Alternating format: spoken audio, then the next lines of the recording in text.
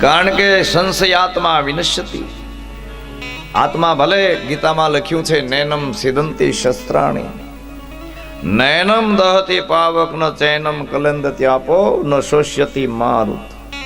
આત્મા અજર અમર ભલે રહ્યો, ભલે એને પવન હૂકવી ન શકે, શસ્ત્ર છેદી ન શકે, પાણી ભીંજવી ન શકે અને અગ્નિ બાળી ન શકે એવો આત્મા ખરો. પણ આત્માને જન્મ મરણ તો છે, ખોળિયા તો બદલે એ દીવા જેવી વાત છે. એક પછી એક શરીર બદલે, ભગવાન શરીર નો બદલે. ભગવાન એવો હોય જ નહીં. એટલે આત્મા છે એ પરમાત્મા નથી. આત્મા પરમાત્માનો એક અંશ છે. આત્મા અનેક છે, ઈશ્વર એક છે. એટલે એ આત્મા ગુણધર્મને પામેલો હોય, જન્મ મરણાદિ ધર્મ વાળો હોય, એ સત્ય સનાતન છે. એટલે એ શંકાશીલ પણ હોઈ શકે છે. ઈશ્વર ક્યારેય શંકાશીલ ન હોય. એ પૂર્ણતા છે, એ પૂર્ણ છે, પરિપૂર્ણ છે, સભર છે, ભરપૂર છે. આત્મા પરિપૂર્ણ નથી. શિવ કથામાં, વેદાંતમાં આત્માને પ્રકૃતિ સ્વરૂપ કયો છે, પુરુષ રૂપ નહીં.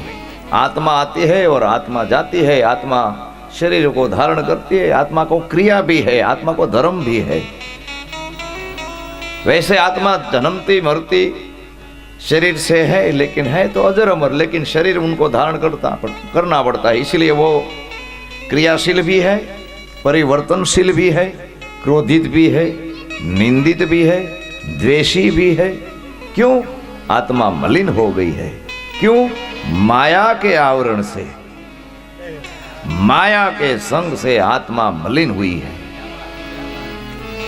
जब ये ब्रह्मांड ईश्वर ने बनाया तब आत्मा अनेक प्रकार की रची गई.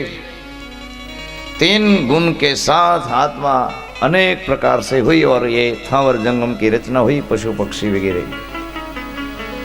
इसलिए आत्मा सर्वोपरि नहीं है.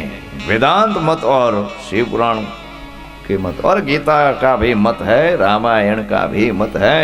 पढ़ना चाहिए, सोचना चाहिए, अच्छी तरह से विचारना चाहिए.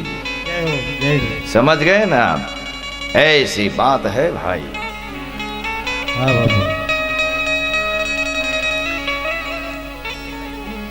जहां जहां ये कथा होती है, ये सभी धर्म क्षेत्र होता है, महाक्षेत्र होता है.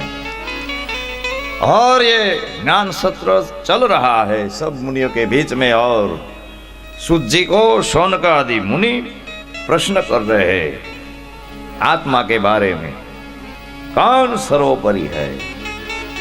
प्रथम मेरा सवाल महात्मा ये है कि आ जगत में उत्तम श्रेष्ठ साधन क्यू, वस्तु कही.